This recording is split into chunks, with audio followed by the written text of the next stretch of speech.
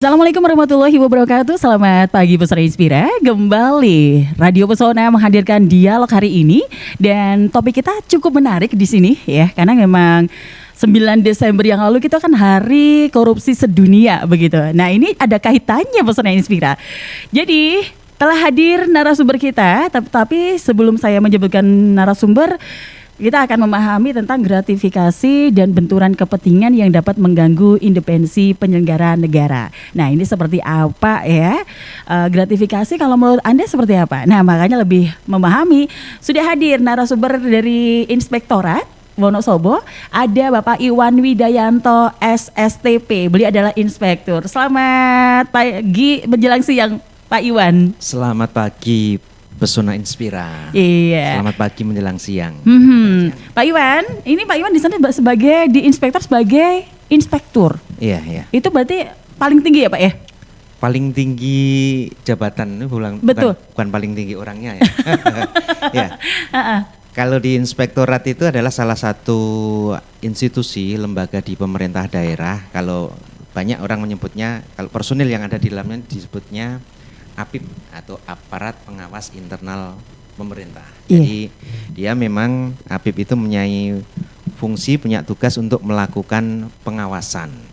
Dan saya berterima kasih sekali hari ini kita bisa berjumpa dalam satu dialog. Ya, kita menyambut tanggal 9 Desember kemarin itu adalah Hari Anti Korupsi Sedunia. Bukan hari korupsi ya, tapi Hari Anti Korupsi. Anti Korupsi Sedunia. Tadi saya kurang antinya berarti ya Pak ya? Kurang antinya.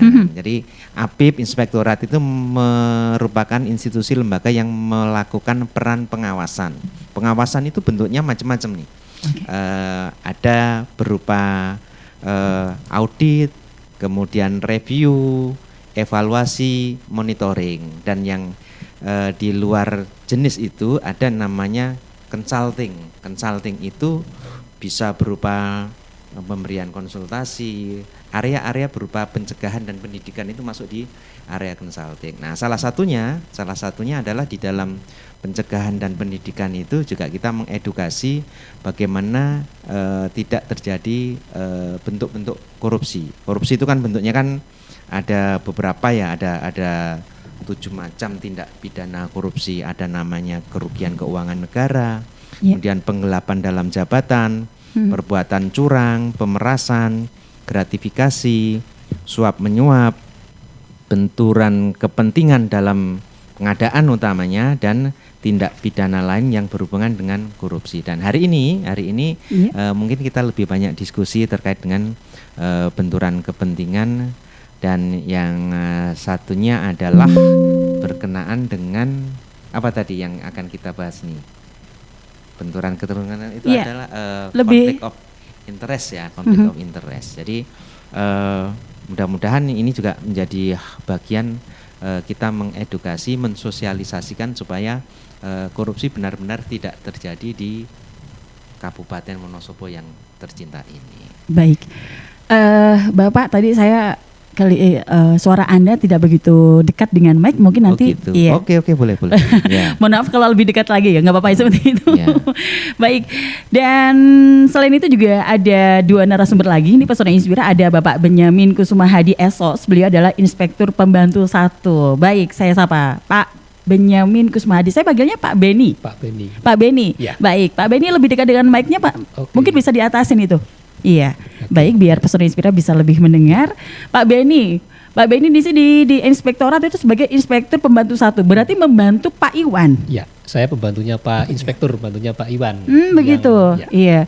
Jadi kalau di inspektorat itu memang ada inspektur pembantu 1, inspektur pembantu 5, masih ada lagi? Ya, di inspektorat ada 5 pembantu inspektur. Jadi ada inspektur pembantu 1, inspektur pembantu 2, inspektur pembantu 3, 4 dan 5. Begitu. Dan mereka punya sebenarnya sama, mereka lebih mengawasi juga gitu ya. Iya. Kami mengkoordinasikan inspektur pembantu sebagai pembantunya Pak Inspektur itu mengkoordinasikan teman-teman fungsional di dalam menjalankan tugas fungsinya sesuai dengan bidangnya masing-masing. Sebagai contoh, kami di Inspektur Pembantu 1 itu mengawal reformasi birokrasi di Kabupaten Wonosobo, membantu Pak Inspektur dalam mengawal reformasi birokrasi di Wonosobo. Kemudian yang kedua tentang keuangan, yang ketiga dan seterusnya sampai yang kelima, Inspektur membantu khusus nanti Pak Ika Aris yang akan menjelaskan terkait dengan gratifikasi begitu. Begitu, baik. Selamat siang ya Pak Beni. Kita bakal ngobrol-ngobrol seru tentang gratifikasi ini dan benturan kepentingannya juga. Ada kaitan apa? Dan selamat pagi menjelang siang untuk Pak Ika Aris Jatmika ST. Beliau adalah Inspektur Pembantu 5. Pak Ika, selamat siang. Selamat siang Mbak Mita. Iya, kabar baik? Baik. Terima Baik. kasih Iya. Sobat Pesona Inspira. juga. Baik, mungkin untuk mic bisa lebih dekat ya Pak ya? Iya. Oke, baik Pesona Inspira ini adalah 3 narasumber yang nanti akan menjelaskan biar kita paham gratifikasi dan benturan kepentingan yang dapat mengganggu independensi penyelenggara negara. Baik, gratifikasi, menurut Anda apa ini Pesona Inspira? Suap menyuapkah? Korupsikah atau bagaimana? Makanya untuk komplitnya kita akan mendengar selama 1 jam ini ya bersama 3 narasumber. Baik, kita ke Pak Iwan. Pak Iwan, sebenarnya semua orang hampir mengetahui tentang gratifikasi begitu ya. Tapi mungkin bisa Bapak menjelaskan gitu biar lebih detail begitu Pak, apa gratifikasi begitu Pak. Oke, jadi mungkin beberapa atau sebagian besar itu teman-teman mungkin sudah akan paham gratifikasi ya. Jadi gratifikasi adalah pemberian yang sebenarnya tidak biasa diberikan, tetapi sebenarnya itu tidak diperkenankan. Jadi terkadang dari awal gratifikasi itu akhirnya mengarah kepada bentuk suap menyuap yang akhirnya menimbulkan bentuk-bentuk salah satu yang saya sebutkan tadi adalah bagian dari korupsi yang akhirnya karena diberikan sesuatu akhirnya seseorang tersebut punya satu ikatan. Saya punya ikatan, karena dikasih ini saya harus memberikan sesuatu hal yang sebenarnya tidak boleh diberikan pada seseorang tersebut. Jadi ini memang di banyak kejadian orang masih merasionalisasi, memperbolehkan. Padahal sebenarnya ada pemberian yang diperkenankan, ada pemberian yang tidak diperkenankan. Sebenarnya ada batasan-batasannya. Gratifikasi itu diperbolehkan atau tidak. Misalkan ya, kita setiap ulang tahun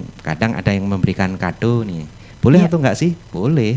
Tetapi untuk kita sebagai pejabat negara, pelayan publik itu ada ketentuan dan batasan-batasannya. Nanti Pak Beni, Pak Ika Aris juga bisa menjelaskan batasannya boleh diberikan berapa sih.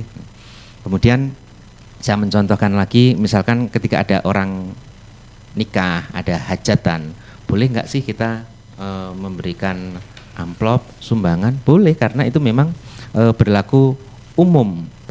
Tetapi memang kalau di dalam ketentuan gratifikasi ini ada batasan-batasannya. Jadi supaya nanti tidak ada satu keterikatan, karena dia ngasih ini banyak berarti saya harus memberikan sesuatu layanan yang harus lebih dong. Nah, padahal kita harus berlaku sama. Berarti itu ada kaitannya dengan tadi ya benturan kepentingan begitu ya Pak ya? Jadi namanya gratifikasi, benturan kepentingan itulah bagian atau jenis korupsi. Jadi kan tadi saya sampaikan jenis korupsi itu ada benturan kepentingan, kemudian gratifikasi, suap menyuap, pemerasan, dan beberapa hal yang lain. Jadi termasuk di dalamnya seperti itu. Oke. Dan baik. Kalau tadi sudah diungkapkan ya, dijelaskan gratifikasi. Tadi disebutkan oleh Pak Iwan, Pak Ika, batasan-batasan tadi yang disebutkan, yang diperkenankan dan yang diperbolehkan dan tidak diperbolehkan begitu. Ya. Silakan Pak Ika. Ya, terima kasih. Mungkin secara ketentuan mungkin perlu dijelaskan dulu pengertian dari gratifikasi itu dulu sebelum menjawab apa yang boleh dan apa yang tidak diperkenankan dalam penerimaan gratifikasi ini. Kalau gratifikasi itu sebenarnya artinya memang pemberian dalam arti secara luas, baik bisa berupa penerimaan uang, barang, rabat atau diskon, ada komisi, pinjaman tanpa bunga, tiket perjalanan, fasilitas penginapan, perjalanan wisata, pengobatan cuma-cuma dan fasilitas lainnya. Mungkin termasuk perjalanan di dalam maupun di luar negeri. Yang diterima oleh pegawai negeri atau penyelenggara negara. Di sini kalau pegawai negeri jelas mulai dari jajaran pimpinan sampai dengan pelaksana staf yang pengertiannya menerima gaji ataupun dari uang negara. Itu pengertiannya dari pegawai negeri. Sedangkan penyelenggara negara ini mulai dari presiden sampai dengan presiden, lembaga negara, baik mungkin dari ada APH dan segala macam sampai dengan pimpinan BUMD juga itu termasuk sebagai penyelenggara negara. Jadi cakupannya sangat luas siapa yang menjadi pegawai negeri dan penyelenggara negara. Itu pemahaman untuk cakupan penerima yang menerima gratifikasi. Kemudian kriterianya gratifikasi yang dilarang adalah karena gratifikasi diterima berhubungan dengan jabatan, karena ada jabatannya itu dia menerima gratifikasi. Kemudian kenapa kok dilarang? Karena sebagaimana diatur dengan peraturan berlaku, kemudian bertentangan dengan kode etik, karena bertentangan sehingga memungkinkan timbul konflik kepentingan atau merupakan penerimaan yang tidak patut atau tidak wajar. Itu yang mengapa muncul istilah gratifikasi di situ.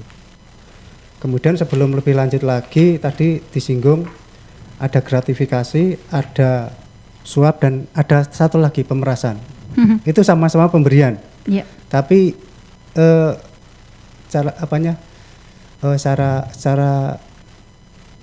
tema itu memang agak beda. Kalau gratifikasi itu bisanya memang tidak memberikan dalam arti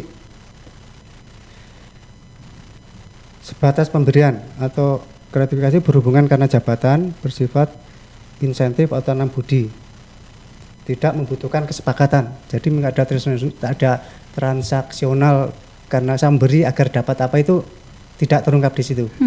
Itu gratifikasi. Kalau suap kan jelas, Mbak.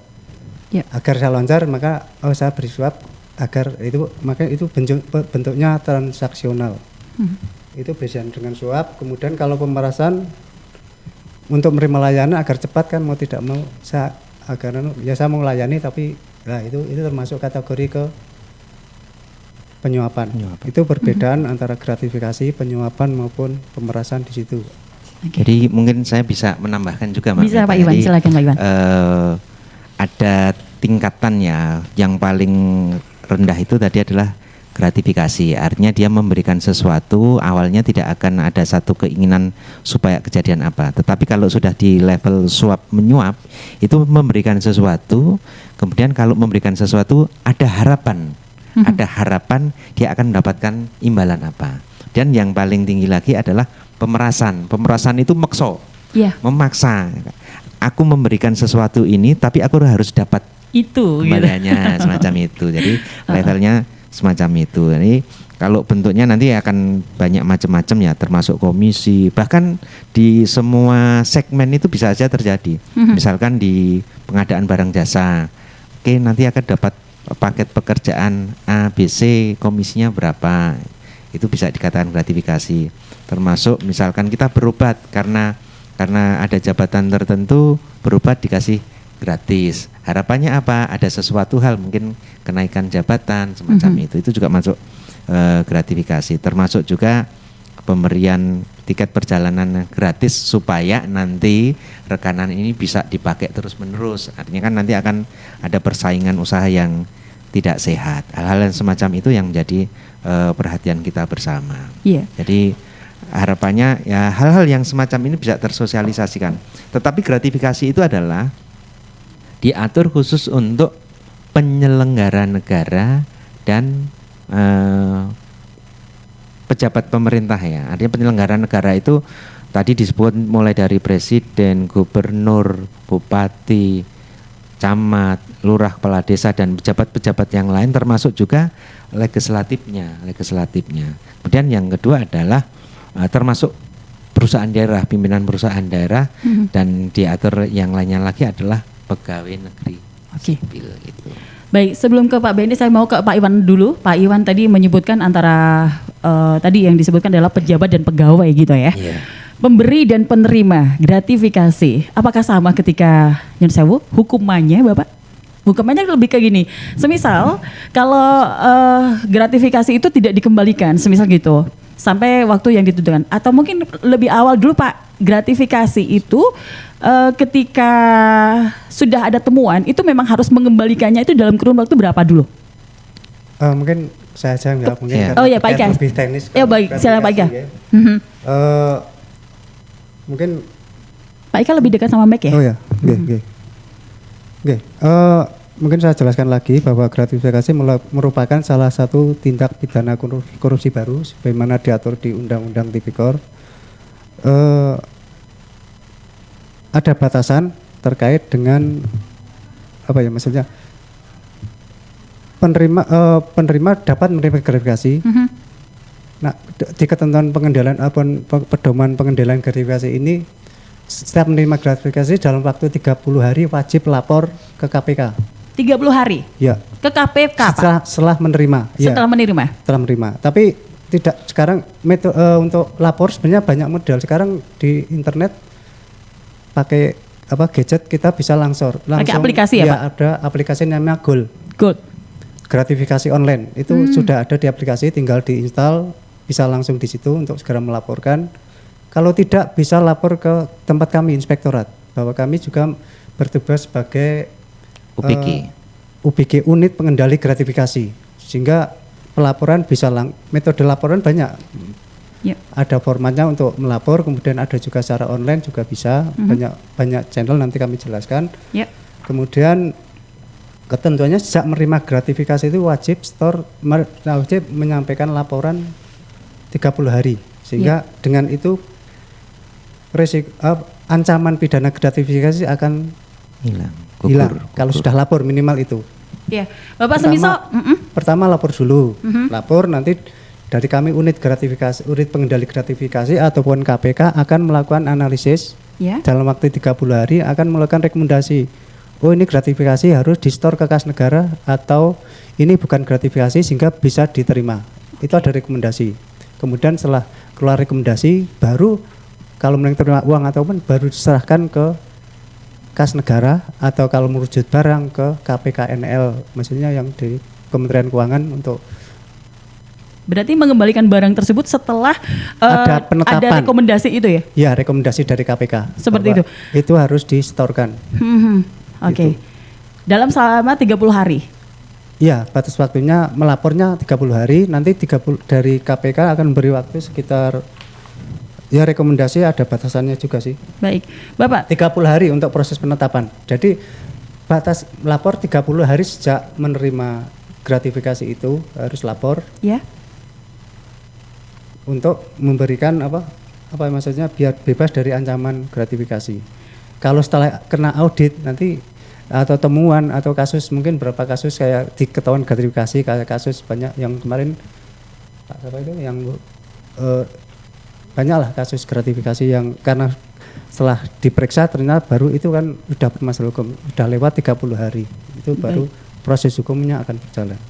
Dan tadi Bapak menyebutkan ketika sudah 30 hari sudah dikembalikan, otomatis si penerima ataupun si pemberi itu memang tidak mendapatkan pidana ya Pak ya? Ya. Sama sekali tidak dapat ya Pak ya, karena sudah mengembalikan gratifikasi tersebut. Untuk yang penerima setelah melaporkan iya. Kemudian untuk yang pemberi, jadi tahapan awalnya itu adalah untuk melaporkan terlebih dahulu ya. Jadi artinya kalau menerima sesuatu hal, kemudian bimbang ini kategori gratifikasi atau tidak. Nah, ketika ada kebimbangan semacam itu untuk melaporkan dan jangka waktunya adalah 30 hari setelah menerima. Kan saya yakin juga tidak semua orang akan paham ini kategori gratifikasi atau tidak ya. Nah, gratifikasi atau bukan. Nah, kemudian dia melaporkan itu tadi beberapa hal ya. Bisa lewat inspektorat, bisa lewat aplikasi yang disampaikan ke KPK, kemudian nanti inspektorat atau KPK akan menyampaikan, kalau inspektorat pasti akan meneruskan ke KPK. Tetapi kalau misalkan sudah bisa menelaah sendiri, kemudian akan memberikan, oh ini bukan gratifikasi, ini gratifikasi. Jadi kalau sudah 30 hari artinya dia sudah menggugurkan kewajiban untuk melaporkan. Kalau misalkan nanti direkomendasinya ini termasuk gratifikasi, oh berarti itu harus dikembalikan, semacam itu. Baik, terima kasih. Tadi mungkin menambahkan tadi yang terkait pemberinya ya Mbak. Untuk pemberinya itu tidak semua pemberi gratifikasi akan diberikan sanksi kecuali terbukti memenuhi unsur pidana. Seperti korupsi tadi. Unsur pidana suap. Lebih ke suap itu. Kalau memang terbukti suap baru dikenakan, dan itu ada proses hukumnya, saya kira itu di ancamannya bisa dikenakan hukum maksimal 3 tahun. Itu untuk pemberi. Kemudian mungkin perlu kami jelaskan juga terkait dengan batasan penerimaan sesuai dengan pasal maksudnya mungkin lebih apa yang boleh diterima. Mungkin lebih sebenarnya itemnya banyak sekali nih.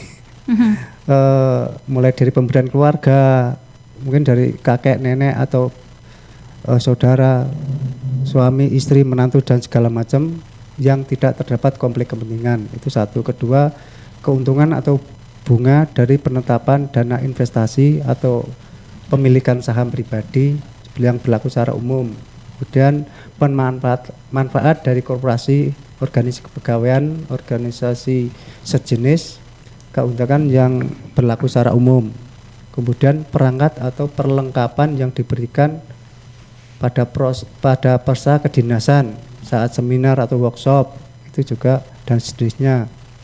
Kemudian hadiah yang tidak berbentuk uang, alat ukur lain sebagai alat promosi, sosialisasi sepanjang tidak memiliki konflik kepentingan dan berlaku umum. Hadiah, apresiasi, penghargaan dari kejuaraan, perlombaan atau kompetisi yang diikuti dengan biaya sendiri dan tidak terkait dengan kedinasan. Penghargaan baik berupa uang, barang yang berkaitan dengan peningkatan prestasi kerja yang diberikan oleh pemerintah sesuai dengan peraturan perundangan yang berlaku. Di sini hadiah langsung atau undian, diskon, rabat, voucher, poin reward atau souvenir yang berlaku secara umum dan tidak terkait kedinasan, itu juga masih boleh. Iya. Banyak sekali nih. Iya. Kalau Bapak, kalau disebutkan semua pastinya waktu sangat. Iya. Tapi yang intinya gini Mbak, untuk pernikahan katakanlah ada batasannya. Apa ini Pak? Di atas 1 juta wajib lapor. Orang memberikan 1 juta, lebih dari 1 juta itu yang wajib dilaporkan. Itu bagi pejabat negara kan Pak Ibu mengadakan sunatan putranya, kemudian ada yang menyumbang lebih dari 1 juta, itu wajib dilaporkan. Yang menjadi alasannya apa ini Bapak? Ya di ketentuan ini batasan untuk pemberian pemberian berwujud uang pada pernikahan atau kegiatan yang lain itu batasannya 1 juta Mbak. Itu baik. Yang perlu ditekankan. Menambahkan mungkin untuk lebih memperjelasnya itu namanya gratifikasi itu ada yang wajib atau harus dilaporkan, ada yang memang sebenarnya tidak harus dilaporkan. Jadi termasuk sumbangan ketika hajatan pernikahan itu, kalau satu orang memberikannya itu kurang dari 1 juta ya nggak perlu dilaporkan. Tetapi kalau memberikannya lebih dari 1 juta itu wajib untuk dilaporkan. Baik. Tetapi itu untuk satu orang ya, untuk satu orang. Kemudian tadi yang disampaikan Pak Ika Aris itu adalah jenis-jenis gratifikasi yang tidak harus dilaporkan, misalkan hubungan keluarga, tidak memiliki konflik kepentingan, misalkan kakak beradik ngasih sesuatu ya nggak perlu dilaporkan karena nggak ada kepentingan jabatan. Kemudian ketika kita belanja di supermarket ada diskon, ya itu berlaku umum, nggak masalah, tidak perlu dilaporkan juga. Kemudian kalau kita pas lagi ada seminar kan biasanya ada seminar kit dikasih tas, kemudian alat tulis dan lain sebagainya, boleh semacam itu, dan itu nggak perlu dilaporkan. Jenis-jenisnya memang menarik sih, yang harus kita pahami bersama. Kita belanja di supermarket beli 1 dapat 2 gratis. Oh enggak, itu kan juga berlaku umum hal yang semacam itu. Jadi memang ada batasan-batasan mana yang harus dilaporkan, mana yang nggak harus dilaporkan semacam itu. Baik, Pak Iwan, apakah SPP sekolah negeri termasuk pungli? Apa itu? SPP sekolah negeri termasuk pungli. Saya mau tanya ini. Oke, jadi sebenarnya kalau pungli itu hal yang berbeda lagi ya, yang berbeda lagi. Tetapi kalau ditanyakan SPP itu termasuk pungli atau tidak. Nah, ini tergantung itu diatur atau tidak terlebih dahulu. Nah, yang mungkin ini pertanyaan ini kan terkait dengan yang marak berapa belakangan waktu ini kan ada istilah sumbangan, iuran. Itu bagaimana, Bapak? Itu sebenarnya batasannya begini. Kalau yang namanya sumbangan itu adalah sesuatu hal yang tidak mengikat. Artinya tidak boleh disamaratakan. Namanya sumbangan itu, donasi sumbangan itu tidak boleh mengikat. Artinya tidak boleh diatur. Setiap orang harus misalkan 100.000. Nah, kalau semacam itu bukan lagi sumbangan, tetapi itu adalah iuran yang diwajibkan atau pungutan. Itu tidak diperkenankan. Bagaimana Pak untuk melihat kondisi seperti ini? Misal ketika mendapati seperti ini. Kalau mendapati semacam itu, misalkan di sekolah nih ada laporan, Pak ini ada pungutan di sekolah A, setiap siswa harus mengiur sekian, padahal di ketentuannya kan tidak boleh ada namanya pungutan atau tadi disebutkan pungli ya, pungutan liar. Sikapnya Inspektorat APIP bagaimana? Nah, kita akan melakukan klarifikasi, identifikasi, memastikan benar atau tidak. Oh, kalau memang ternyata benar setiap siswa itu diwajibkan untuk mengiur, sementara di ketentuan itu tidak boleh ada pungutan, berarti kita harus hitung dan harus dikembalikan. Harus dikembalikan sebelum nanti masuk pada ranah yang lebih jauh, lebih lanjut. Nah, ini dikembalikan. Kalau kita di aparat pengawas internal pemerintah menemukan hal semacam itu, ya itu wajib untuk dikembalikan. Nanti kalau masuk ke dalam ranah yang lebih lanjut itu sudah di luar kewenangan aparat pengawas internal pemerintah. Jadi harus dibedakan nih. Kalau di sekolah itu ada namanya sumbangan, ada namanya pungutan, itu harus batasannya harus jelas dulu. Tetapi kalau disamaratakan, udah pasti itu pungutan, itu nggak boleh. Nah, sumbangan orang mau ngasih berapapun ya, no problem. Mau ngasih 1 juta, 100 juta, nggak apa-apa. Nggak ngasih juga tidak boleh dipaksa untuk harus ngasih. Nah, itu namanya sumbangan. Oke, baik. Saya ke Pak Beni, karena saya belum tanya ke Pak Beni ini. Sebelum kita break iklan, tapi Pak Beni, jika semisal ya saya sebenarnya nggak mau menerima gratifikasi itu, namun masih tetap diberi. Ini bagaimana Pak? Bolehkah saya menerimanya, ataukah saya harus bagaimana? Begitu, silakan. Ya, Mbak Vita dan Sobat Pesona Inspira, kalau diberi sesuatu kemudian sudah menolak dan dipaksa, memang alangkah sebaiknya ditolak. Kalau memang itu tidak mau menerima gitu. Entah itu terkait dengan pengambilan keputusan atau tidak, itu sebaiknya ditolak. Tapi kalau memang tidak mampu untuk menolak, ya seperti yang disampaikan Pak Iwan dan Pak Ika Aris, dilaporkan saja ke unit pengendali gratifikasi, karena kan kadang-kadang tidak enak ya menolak karena menjaga hubungan baik atau bagaimana lah, kemudian disampaikan ke keluarga lewat istri atau anak, kan juga kadang-kadang kita tidak kuasa untuk menolak. Lebih baik dilaporkan ke unit pengendali gratifikasi, dan di situ ada yang mengurusi di APIP, di Inspektorat. Kemudian akan dijaga kemungkinan kerahasiaannya, baik si penerima maupun si pemberi, dua-duanya akan tidak dipublish begitu. Kira-kira begitu. Berarti semisal dijaga kerahasiaannya juga ya Pak ya? Wajib itu, wajib dijaga kerahasiaan. Iya. Semisal kalau sampai ditelusuri siapa tetap dijaga banget ya Pak. Nah. Karena memang ada rasa ketakutan juga sih Pak kalau nggak dijaga gitu. Wajar juga. Iya kan? Ketakutan itu wajar. Karena cara itu kan lebih ngeri. Betul. Iya. Tugas kami untuk memberikan jaminan itu Pak. Termasuk untuk pengaduan pun prinsipnya harus kami jaga kerahasiaannya juga. Oke. Jadi tidak semata-mata untuk pemberi maupun penerima gratifikasi juga tetap menjadi hanya kami yang tahu dan tidak akan kami sampaikan kepada siapa-siapa. Ini kerahasiaan insya Allah akan kami jaga. Aman gitu ya? Iya, aman. Mungkin juga ada pertanyaan yang menggelitik, Inspektorat kalau melakukan pengawasan di desa terima gratifikasi atau enggak sih? Gimana nih Pak Iwan? Komentarnya gimana Pak? Ini memang harus kita sampaikan ya. Kami pun juga berpesan kepada semua rekan-rekan yang bertugas di lapangan. Kalau ada misalkan dari pemerintah desa yang kita sedang melakukan audit nih, pemeriksaan, kemudian ya kebiasaan kita kan sok digawani barang-barang ya, dibawain sesuatu hal, kita pertama harus menolak. Dan saya pastikan teman-teman itu yang diungkapkan pertama kali ketika teman-teman inspektorat melakukan pengawasan, diberikan sesuatu hal baik itu berupa jajanan, makanan dalam jumlah besar, jumlah tertentu, apalagi uang, itu wajib untuk ditolak.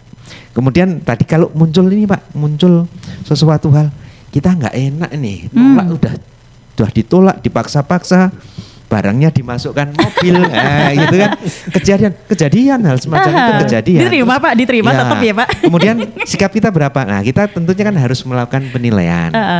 Dan kita pun juga tidak, kalau sudah masuk di dalam mobil kita akan mulai. Yang kita lakukan di inspektorat itu kalau misalkan itu memenuhi unsur gratifikasi ya kita laporkan. Yang kita laporkan itu adalah kita menerima barang jumlah sekian, kemudian kan dinilai gratifikasi. Kalau misalkan itu bukan gratifikasi ya nggak masalah. Kemudian gimana nih kalau makanan padahal kan nggak bisa bertahan lama. Yang terpenting kita laporkan dulu, terlebih dahulu, dan biasanya kita lakukan adalah tidak menerima itu, kemudian kita apa istilahnya ya? Kita kan kepada yang sampaikan ke panti asuhan, ke masjid semacam begitu, itu, ya. Tapi bukan untuk kita nikmati di inspektorat. Pak, jadi pegawai inspektorat itu harus keren gitu ya Pak ya? Enggak juga Mbak Dita. Bener nggak sih? Kalau nggak keren-keren kan nggak ditakuti Pak. Gimana Pak? Kalau buat Pak Iwan? Sebenarnya nggak juga ya. Nggak juga ya? Kalau dulu iya, jadi pasca munculnya PP 60 2008 itu kan memang pengawasan itu mindsetnya akan berubah. Kalau dulu ada istilah namanya watchdog. Jadi kalau kita melakukan pengawasan tuh nyari-nyari kesalahannya. Jadi penjaga betul ini harus dicari kesalahannya. Tetapi sebenarnya seiring dengan perkembangannya itu justru kita kalau menemukan sesuatu kesalahan itu sudah bagian evaluasi kita. Kenapa kok pengendalian internal tidak bisa jalan? Ini berarti ada satu bentuk pengendalian internal yang jalan. SPI-nya, sistem pengendalian internal enggak jalan. Nah, artinya kita harus lebih memberikan warning lebih awal, kita memberikan pendampingan, bentuk-bentuknya juga sosialisasi atau bimbingan teknis semacam itu. Assurance-nya kita kedepankan, bukan sekedar melakukan nyari temuannya. Kalau dulu kan semakin besar temuannya kita semakin seneng nih. Tapi sebenarnya kalau temuannya gede berarti ini ada sesuatu hal yang nggak berhasil nih dalam melakukan pengendalian internal, pengawasannya nggak berhasil. Seperti itu. Jadi harus keren nggak juga sih. Kalau kareng itu mungkin pandangan dari luar inspektor atau sekarang ya karena orang melihat kareng berarti ada kesalahan nih, dia udah takut duluan. Bisa jadi, iya betul. Jadi objeknya bisa jadi nih. Iya bisa semacam itu. Makanya wah ada orang inspektorat nih, udah kayak gimana gitu ya. Ya kalau teman-teman Habib kadang juga kalau menerima apa itu mengundang obrik itu kita akan sudah melihatnya ada yang tangannya dingin keringetan ya itu ya ada gitu juga ya, yang santai akan kelihatan kalau punya kesalahan pasti ya respon fisiknya itu akan kelihatan. Baik, saya sebenarnya mau tanya tentang berapa besaran gratifikasi. Tadi udah disebutkan yang tadi ya seperti kondangan gitu. Tapi nanti lagi kita stop dulu karena ada pertanyaan yang harus saya baca dan harus Anda jawab. Dari selamat siang Mbak Meita dari Roni. Roni, kalau parsel saat hari raya itu termasuk gratifikasi bukan Pak? Jika tidak ada laporan, bagaimana cara mengawasinya Pak? Terima kasih. Itu dari Roni. Selanjutnya, ada lagi selamat siang Pak Narsum, sebenarnya permasalahan gratifikasi sangat luas ya Pak ya. Apa sih yang harus dilakukan oleh masyarakat awam ketika tahu ada tindakan korupsi di sebuah organisasi atau lembaga? Tetapi untuk mengumpulkan bukti sangat tidak mungkin Pak. Kemana kita harus lapor gitu ya. Lanjut, ada lagi. Pak Iwan, selamat siang Pak Iwan. Saya hamba Allah di Wonosobo. Mau tanya Pak, desa saya itu kan pembangunannya sangat lambat sekali ya. Sedangkan APBD-nya banyak gitu. Apakah inspektorat juga melakukan pendampingan ke desa Pak? Karena sekarang jalan desa saya rusak sekali Pak. Terima kasih. Baik, tidak menyebutkan untuk tempat tinggalnya. Hamba Allah di Wonosobo.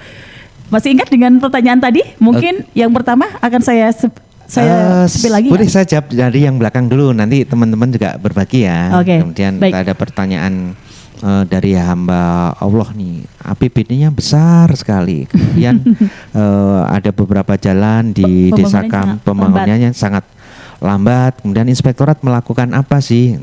Jadi satu hal yang perlu dipahamkan bersama-sama ya. Jadi memang pembangunan itu akan sangat tergantung dari kapasitas atau kemampuan APBD kita. Saya tidak akan mengulas besarannya berapa. Itulah kenapa di dalam proses pembangunan itu pasti akan diawali dengan proses perencanaan, dimulai dari musyawarah perencanaan pembangunan. Jadi karena di situ nanti akan menentukan mana yang prioritas, termasuk juga menyesuaikan dengan kemampuan keuangan daerah, kemampuan keuangan desa. Kalau di setiap desa itu kan juga ada namanya dana transfer desa. Di dalamnya ada komponen dana desa, dana alokasi dana desa, kemudian bagi hasil pajak. Dan kalau pembangunannya lambat, itu kita juga harus melihat terlebih dahulu ini kewenangannya siapa, kewenangannya desa atau kewenangannya pemerintah kabupaten. Tetapi masyarakat siapapun boleh punya pendapat, boleh punya hak untuk menyampaikan. Saya terima kasih sekali, artinya masyarakat itu punya kepedulian pembangunan di desa ini lambat karena apa gitu. Tetapi harus diketahui bersama-sama, kalau itu kewenangan desa, artinya ya ini desa tentunya yang harus merumuskan dari proses perencanaan sampai nanti pada pelaksanaan pembangunannya. Inspektorat melakukan apa sih? Nah, inspektorat saya sampaikan tadi di awal, kita itu melakukan fungsi pengawasan melalui beberapa jenis pengawasan, mulai dari audit, review, monitoring, evaluasi. Nah, kemudian apakah semua dilakukan audit? Tentu tidak. Karena tidak mungkin jumlah personil kami yang jumlahnya 30 harus melakukan pemeriksaan pada 236 desa, 15 kecamatan, sekian BULD, sekian perangkat daerah, itu tidak. Jadi ada penentuan-penentuan apa yang menjadi risiko yang paling besar. Jadi akan ada penyaringan terlebih dahulu. Yang melakukan pengawasan itu sebenarnya berjenjang sih, tidak harus inspektorat. Yang pertama kali melakukan justru kalau di entitas desa itu adalah masyarakat, sampaikan kepada BPD. Kemudian kalau yang dilaporkan itu terkait dengan entitas desa, ada namanya fungsi pembinaan dan pengawasan di level kecamatan. Kalau sudah tertarik sana tidak tertangani, barulah sampaikan pada nanti ke APIP. Saya sarankan terlebih dahulu ke lembaga pengawas internal dulu, tidak usah ke sampai pengawas eksternal, karena kalau bisa di sempurnakan terlebih. Tetapi kalau misalkan melewati batasan-batasan toleransi, misal nih, Pak ini ada pekerjaan tidak berkualitas, kemudian ada aduan, berarti tadi kan aduannya kemana? Aduan sudah saya sebutkan tadi ya, ke level entitas desa seperti itu, kecamatan seperti itu, kemudian sampai kepada inspektorat. Kemudian nanti kami tentu akan melakukan klarifikasi terlebih dahulu, identifikasi, oh iya ternyata ini ada penyimpangan, ada deviasi. Kita melakukan audit. Nah kalau ada temuannya, rekomendasi pertama adalah kita minta untuk, kalau masih dalam proses pekerjaan, untuk diselesaikan. Tetapi kalau itu adalah pekerjaan sudah final, berarti harus dikembalikan. Dan itu akan ada batasannya. Kalau dalam kurun waktu 60 hari secara material itu tidak bisa diselesaikan, ada kami kerjasama dengan APH, ada MOU APIP APH nih. Kalau nggak selesai semacam itu bisa kita limpahkan kepada aparat penegak hukum. hukum. Yang saya menjawab dari yang nomor 3 seperti itu. Yang kedua ke 1 Pak Beni, Pak Ika Aris, silahkan untuk melengkapi coba. Sebenarnya ada yang lainnya tapi nanti kita pecah-pecahkan dulu ya. Baik, kalau yang pertanyaan sebelumnya. Selamat siang Pak Narsum, sebenarnya permasalahan gratifikasi sangat luas ya. Apa sih yang harus dilakukan oleh masyarakat awam ketika tahu ada tindakan korupsi di sebuah organisasi atau lembaga, tetapi untuk mengumpulkan bukti sangat tidak mungkin? Kemana kita harus melapor, Pak? Oke, mungkin gini, di kami baik inspektorat maupun di pemerintah daerah, kan ada kanal seperti lapor BUB dan segala macam juga ada, bisa media itu juga. Selain itu kami juga dari inspektorat membuka kanal layanan pengaduan juga. Bisa datang ke kantor untuk melaporkan langsung. Mungkin di IG inspektorat ada juga, kemudian di website inspektorat juga ada, khusus untuk pegawai negeri sipil, maksudnya pegawai negeri yang memang bekerja di lingkungan untuk melaporkan, maksudnya laporan yang dijamin kerahasiaannya juga, karena pegawai negeri sipil lebih takut lagi. Kita ada kanal namanya whistleblowing system, itu bisa mengadu lewat situ. Di website ada, kami di tinggal cari whistleblowing system untuk melakukan aduan di tempat itu. Nanti kami akan melakukan klarifikasi secara jelas, identitas tidak perlu kan, tapi komunikasi lewat media itu, aplikasi whistleblowing system itu. Selain itu juga kami ada mungkin WA pengaduan ada ya Pak ya? Ada, WA ini, Inspektorat Daerah ya, ada. Nomornya mungkin bisa kami sampaikan. Iya, lebih dekat sama mic. Ya. Iya. Nomornya 081 323 323 923. Itu website pengaduan kami. WA. Yang jelas WA, iya. Oke. Itu. Baik. Cukup berarti ya? Ada lagi? Sementara itu nanti Baik. untuk penanganan lebih lanjut ada prosedur sendiri. Saya kira itu. Iya. Untuk selanjutnya Pak Hendy mungkin bisa menjawab untuk pertanyaan yang ini. Selamat siang Mbak Meta dan semua narasumber dari Roni.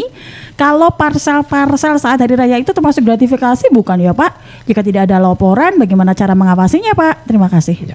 Ya. Tadi yang disampaikan Pak Inspektur, Pak Iwan, bahwa gratifikasi memang maknanya bisa banyak. Kalau memang tidak berpengaruh pada pengambilan keputusan seorang pejabat publik, itu bisa tidak dianggap bukan gratifikasi. Sebagai contoh, hubungan saudara gitu. Kalau memberi parsel kepada kakak, adik, kerabat yang tidak ada hubungannya dengan pengambilan keputusan itu bukan gratifikasi. Iya. Ini mungkin dimaksud adalah parsel yang biasa dilakukan di pemerintahan mungkin Bapak. Oh begitu ya. Kalau dilakukan di pemerintahan bisa dilaporkan ke unit pengendali gratifikasi, kemudian disampaikan saja ke UPG, kemudian seperti yang disampaikan Pak Iwan tadi, bahwa kalau memang barang itu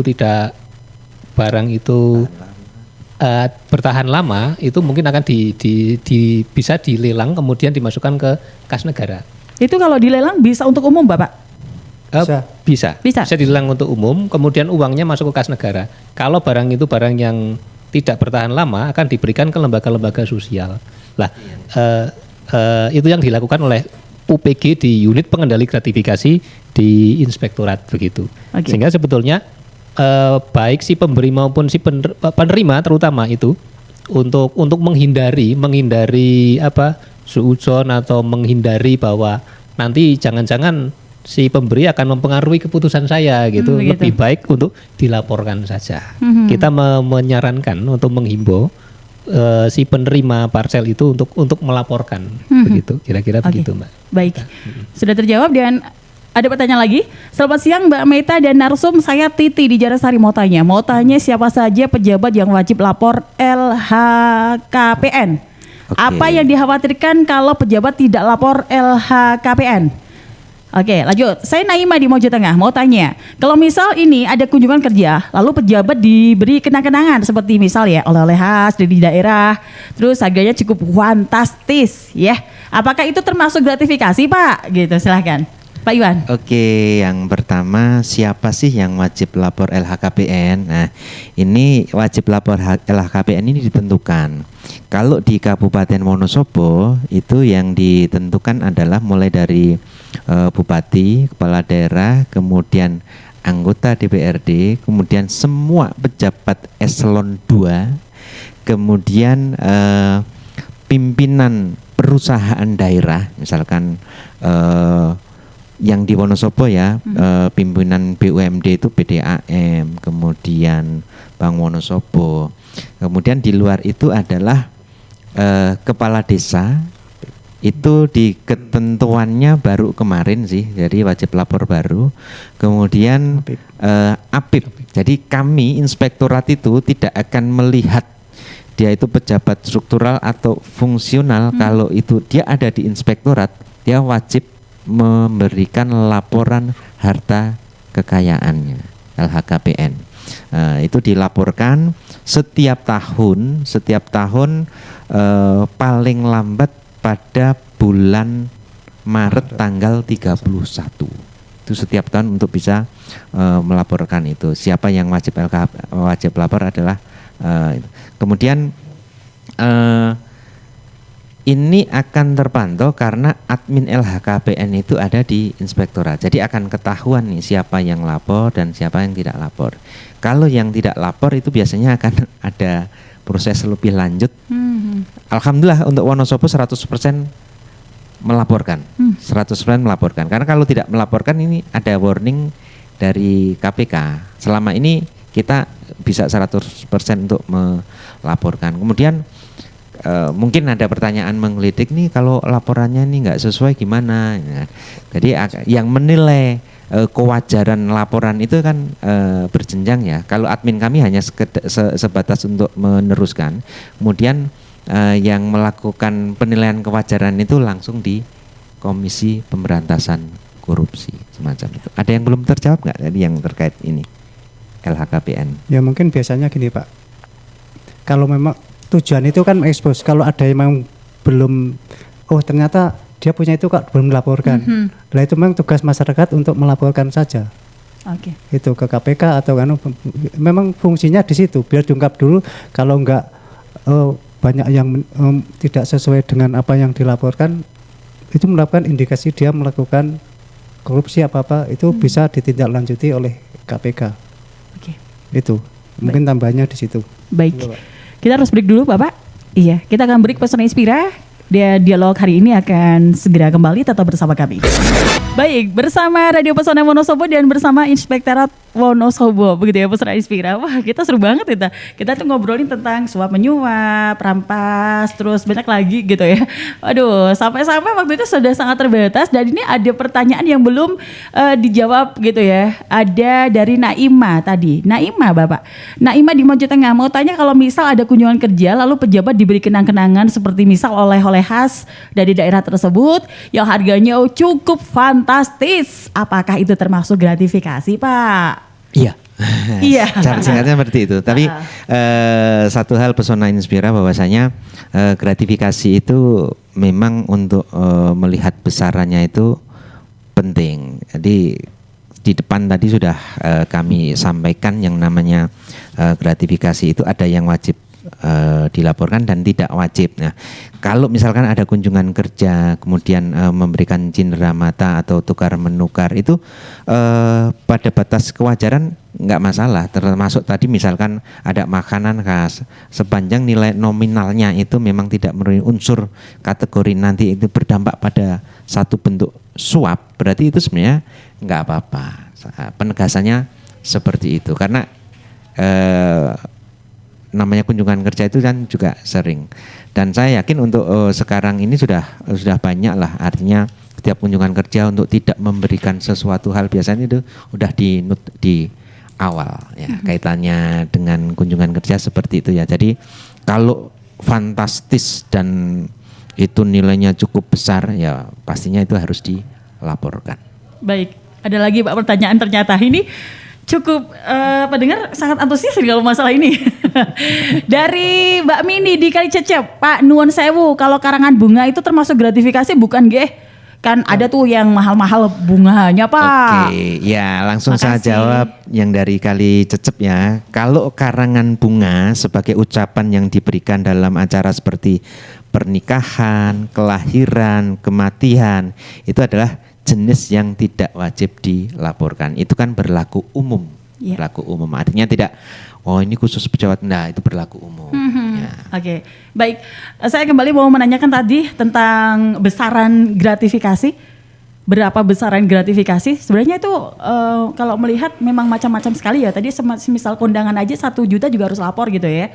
Dan untuk menetapkan gratifikasi itu kan karena ada laporan begitu Bapak. Ya. Terus, iya. Besarannya gimana terkait Pak? Besarannya ini saya sampaikan tadi beda-beda. Kalau kita ulas satu persatu memang akan cukup banyak ya, cukup banyak. Tapi singkatnya seperti ini. Saya mencontohkan kalau sesama rekan kerja pada pisah sambut, pensiun, promosi, ulang tahun itu ada nggak sih ketentuan batasan pemberiannya? Ada. Itu diatur batasan maksimalnya 300.000.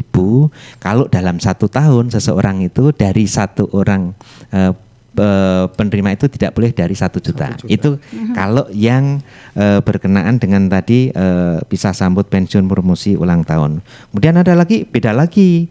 Kalau misalkan sesama rekan kerja di dalam satu lingkungan pemerintah daerah itu yang tidak dalam bentuk uang, misalkan memberian kue, kemudian atau mungkin barang, itu batasan nominalnya adalah materialnya 200.000 dalam 1 tahun, tidak boleh lebih dari 1 juta, semacam itu Mbak. Jadi kami membuka ruang sih sebenarnya di inspektorat itu, silakan untuk berkonsultasi dan pastinya tidak dibayar, boleh datang langsung atau mungkin by WA tadi yang disampaikan Pak Ika Aris. Ya ini demi baiknya bagaimana kita mengedepankan, sama-sama mengedepankan integritas selaku pejabat pemerintah. Baik, kita sudah ngobrol tentang gratifikasi dan padahal di tema kita adalah kita benturan kepentingan ada benturan juga, kepentingan. ya. Ada kaitannya dengan gratifikasi Bapak. Mungkin karena waktunya kita sangat sedikit sekali, mungkin bisa lebih dipercepat Bapak. Silakan Pak Beni.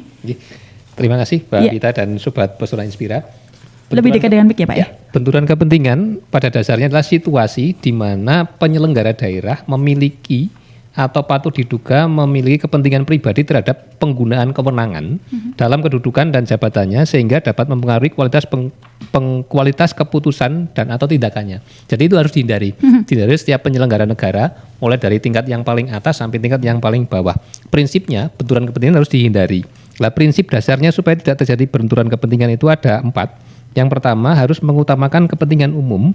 Yang kedua menciptakan keterbukaan penanganan dan pengawasan benturan kepentingan itu sendiri. Kemudian mendorong tanggung jawab pribadi dan sikap keteladanan pimpinan. Ini menjadi penting. Kemudian menciptakan dan membina budaya organisasi yang tidak toleran, tidak harus toleran terhadap benturan kepentingan. Jadi tidak mentoleransi benturan kepentingan. Itu hal-hal yang harus dilihat di dalam benturan kepentingan.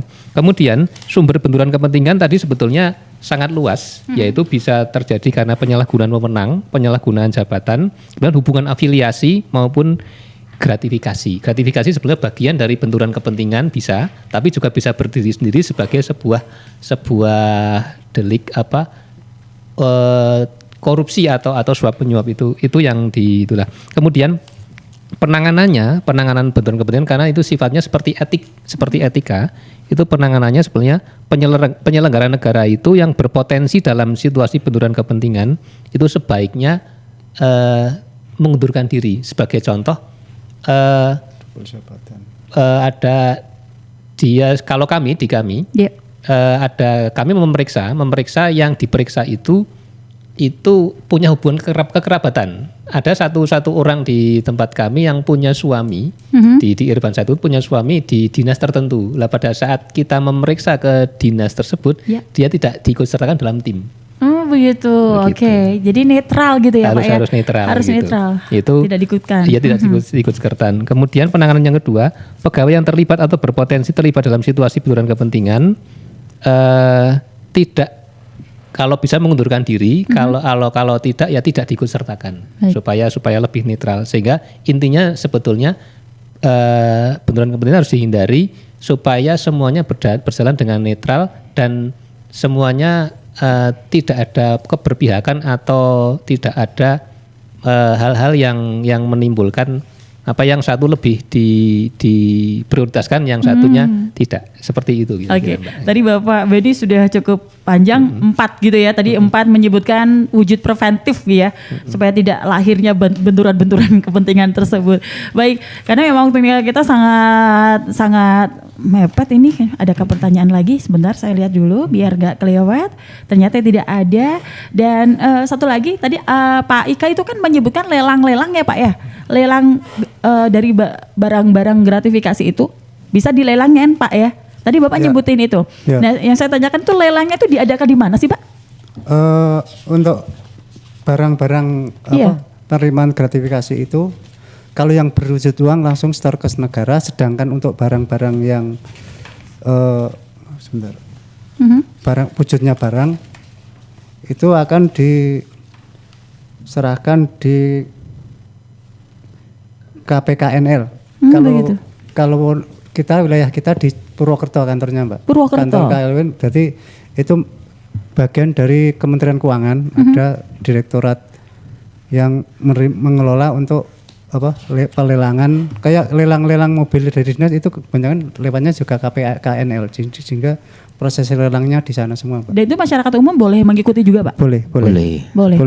Oh begitu, baik. Kemudian yang pemberinya, kalau penerima itu pengen mendapatkan, dia juga harus bisa untuk mendapat barangnya kembali, dia harus melelang. Ataupun pada saat sebelum penyerahan dia mengajukan untuk saya ganti uang sesuai dengan harga itu. Gitu. Jadi kan baru dia menyerahkan uang, barangnya bisa diterimakan. Baik. Nah, untuk mendapatkan informasi gratifikasi itu kemana sih Pak sebenarnya Pak? Ini yang terakhir yang saya tanyakan. Jadi biar Pesona Inspira, masyarakat Wonosobo bisa mengetahui di mana bisa mendapatkan informasi gratifikasi begitu. Oke, informasi terkait ini gratifikasi atau bukan gitu ya. Iya betul. Yang pertama silakan sih bisa diakses di IG Inspektorat Kabupaten Wonosobo bisa, kemudian nomor WA yang tadi juga sudah disampaikan, kemudian bisa juga ke webnya Inspektorat Kabupaten Wonosobo bisa disampaikan. Kemudian di luar itu sebenarnya banyak sih kanal-kanal, misal ACLC KPK itu juga akan menerima. Oke. Baik, kita sudah di ujung acara Bapak, mungkin Pak Iwan, Pak Ika atau Pak Beni akan menyampaikan untuk Pesona Inspira atau masyarakat Wonosobo terkait dengan dialog hari ini. Pesona Inspira tentunya waktu 1 jam itu kan waktu yang sangat terbatas, tapi saya berterima kasih sekali nih sama Pesona Inspira yang sudah mendengarkan dialog pada hari ini. Jadi korupsi itu sebenarnya yang paling bisa dilakukan, pencegahan paling pokok itu adalah bagaimana kita menjaga integritas. Nah, ini khususnya bagi penyelenggara negara, bagi pejabat publik, ini yang paling utama itu adalah mengedepankan integritas. Integritas itu bisa dibangun sebenarnya malah mulai sejak anak-anak. Bagaimana mengedukasi supaya jujur, peduli, kemudian kerja keras dan lain sebagainya. Itu yang paling pokok. Kemudian saya mengutip ada salah satu yang disampaikan Rasul lewat satu ungkapan, barang siapa yang kami tugaskan untuk mengerjakan suatu pekerjaan dan kami telah memberinya upah, maka apa yang diambilnya dari selebihnya adalah gulul atau pengkhianatan. Nah, ini menjadi satu hal yang sebenarnya menginspirasi kita semua sebagai penyelenggara negara. Itu sebenarnya kita bekerja itu kan sudah digaji. Kalau di luar itu harusnya misalkan menerima sesuatu hal yang tidak pada haknya, itu harus betul-betul kita pertimbangkan. Termasuk misal saya sebagai seorang inspektur punya sesuatu hal yang mungkin melakukan intervensi itu banyak yang oh ini harus diterima dan lain sebagainya, itu adalah satu bentuk benturan kepentingan yang harus saya hindari. Misal saya akan memasukkan keluarga saya menjadi tenaga di tempat kami, itu mungkin akan anak saya, saudara saya mungkin akan mudah untuk masukkan, tetapi itu adalah justru bibit-bibit korupsi dan itu harus dihindari. Termasuk misalkan saya akan memasukkan anak di SMP favorit, SMA, kalau SMA bukan kewenangan kita ya, di SMP mungkin saya dengan mudah mengintervensi, tetapi justru itu yang harus pertama kali kita hindari sehingga tidak muncul benturan kepentingan yang akhirnya orang akan merasionalisasi, oh biasalah hal semacam itu, hanya kita menghilangkan yang seperti itu. Dari saya itu saja, terima kasih Mbak Meta. Ya, terima kasih Pak Iwan. Kalau Pak Ika sama Beni ada tambahan? Cukup lah. Cukup. Baik, terima kasih ya Pak Ika dan Pak Beni, terima kasih untuk kehadirannya. Pak Iwan, terima kasih Pak Iwan. Terima kasih Mbak Meta. Dan selamat bertugas kembali. Pesona Inspira. Oke, demikian Pesona Inspira untuk dialog hari ini, dan ini memang katanya kaitannya dengan Hari Anti Korupsi ya. Hari Anti Korupsi Sedunia 2024 di tanggal 9 Desember. Pokoknya Pesona Inspira, berani jujur itu hebat. Saya Meta Kania, sampai jumpa. Baru saja Anda dengarkan dialog interaktif hari ini. Nantikan